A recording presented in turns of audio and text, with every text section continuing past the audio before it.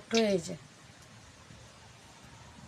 এরকম অল্প সময়ে বাড়িতে তৈরি করে খাবেন, খুব সুন্দর লাগে খেতে। আমি আজকে আলু দিয়ে একটা গজা করে তৈরি করে দেখাবো। তার জন্য আলুটা গ্রেট করে নিয়েছি, গাজর, কাঁচা লঙ্কা,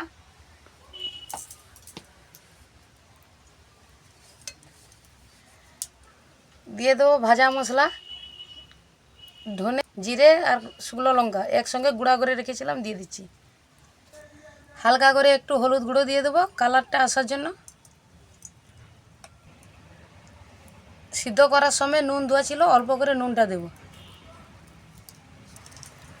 দিয়ে দেবো অল্প করে ম্যাগি মশলা, ম্যাগি মশলাটা দিলে একটু টেস্ট হয়। এবারে দিয়ে দেবো বেসন, দিয়ে মাখিয়ে নেব। একসঙ্গে সবগুলো এবারে মাখিয়ে নেব। সব মশলা দিয়ে মাখিয়ে নিয়েছি, নিয়ে এরকম কত সুন্দর হয়ে গেছে। এবারে সাদা তেল মাখিয়ে এটা ডাঁড়ো পাকিয়ে নিয়েছি। এবারে অল্প অল্প করে কেটে গজা তৈরি করব। প্রথমে এরকম একটা ছোট্ট করে ডালা নিয়ে নিয়েছি, এবারে গজা শেপে তৈরি করব। কত সুন্দর হয়ে গেছে। এবারে একটা ছুরির সাহায্যে কেটে নেব, 3 টুকরা করে নেব। দেখুন কত সুন্দর হয়েছে। এবারে কড়াই তেল বসিয়ে দিয়েছি, ভেজে নেব।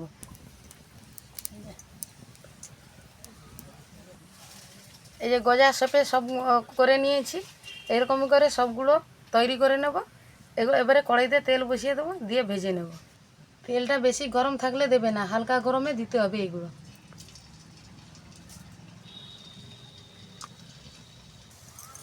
হালকা আঁচে তো ভাজছি, কত সুন্দর ফুলে উঠেছে দেখুন, আর কত সুন্দর দেখতেও লাগছে। কত সুন্দর হয়ে ভাজা হয়ে গেছে, লাল লাল হয়ে। এবারে তুলে নেব। কত সুন্দর লাগছে, এগুলো কত সুন্দর হয়েছে। হয়ে গেছে, তুলে নেব।